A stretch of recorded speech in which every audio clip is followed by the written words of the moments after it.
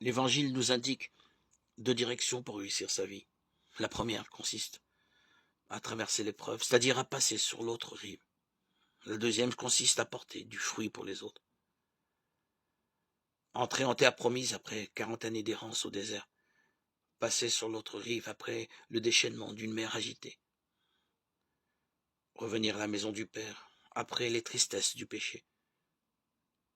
Être porté sur les épaules du bon berger après la peur et la solitude.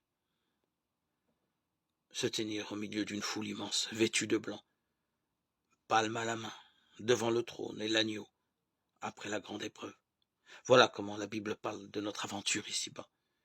Réussir sa vie, c'est probablement passer avec Jésus de ce monde à son Père. Et peu importe si l'on finit honteux, malade, pécheur, pauvre, blessé, même un peu déçu, le tout est de revenir. Mais pas tout seul. Les nombreuses paraboles de Jésus font souvent écho au thème de la responsabilité et de la fécondité.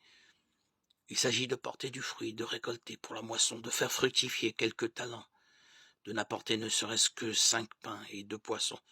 Évidemment, Dieu n'a pas besoin de nos œuvres. Nous pouvons rentrer à la maison les mains vides et même le cœur sale.